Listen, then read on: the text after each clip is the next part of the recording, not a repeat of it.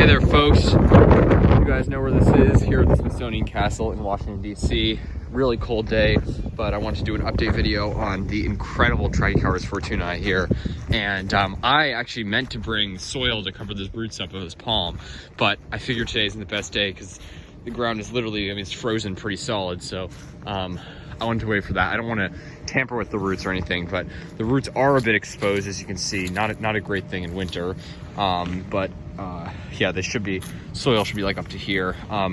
It's good on this side, but I definitely am going to do that. But yeah, today just, you know, the ground's frozen solid and I didn't want to do it on this, with such a cold day, but looking great. As you can see, I'm so pleased. I wasn't really anxious. It's been like 12, 14 Fahrenheit's the very lowest. Not gonna touch this thing, but it looks fantastic. And of course, the first thing you want to check is that center spear, because you know, perfectly green, magnificent, and it just looks amazing. It looks incredible, and such a beautiful palm.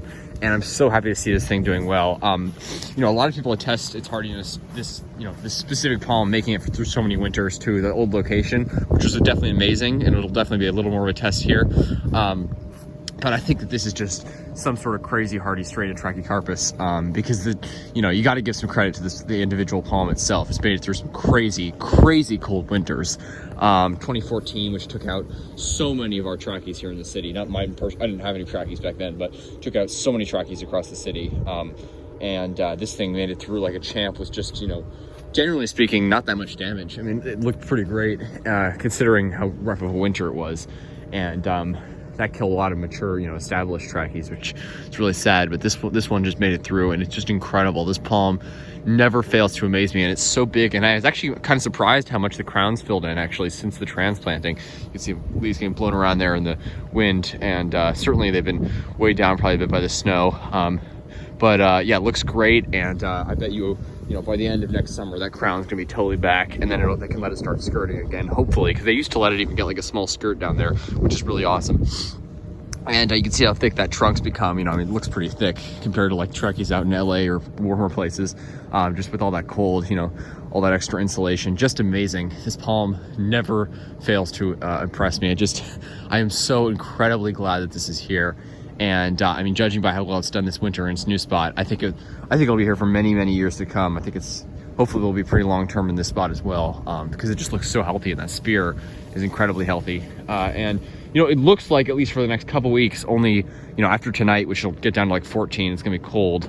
But after, it doesn't look like there'll be any nights in the teens for the next couple weeks. Let's just hope that plays out, and then maybe no lights in the teens for the rest of winter.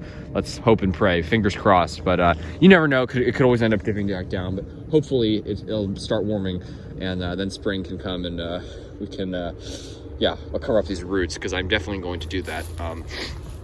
And you can just see how frozen solid. There's like ice on the roots, and ground's just totally solid. But yeah, looks fantastic. I mean, look at this palm. Look at the trunk on this thing. Just amazing how big it is. And it really just, the camera just never does it justice. It's just incredible how big it is. I go up to just about here on it, and let me just look at that.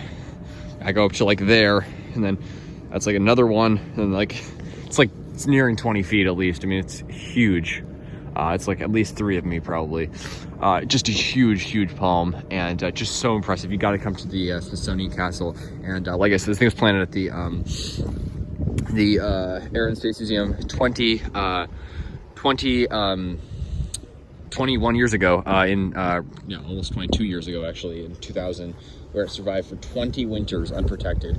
Then it was moved here while they were doing, I think it was because of the renovations. They're doing major renovations on the Air and Space Museum, and doing well in its new spot. It's taking the snow, taking the ice, taking the temperatures like a champ, and it's I wouldn't say it's necessarily been a bad winter, but it's been pretty cold.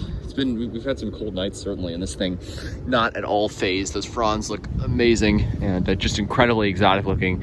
And to have this here is just a testament that these palms, marginal though they may be in the DC area, can make it in a sheltered spot especially, can be pretty long term actually. I mean, at least this one, just an incredible testament to these palm survival, and just how incredibly tough they are. Like I said, it's one thing to hear about a palm's hardiness and be like, oh, okay, you know, maybe it might not sound as impressive as it really being out here. I mean, like I said, it's like 28 degrees right now. These things can survive so much colder than that, and being out here on those cold days just really shows you how tough they are. It's incredible. Love seeing this here.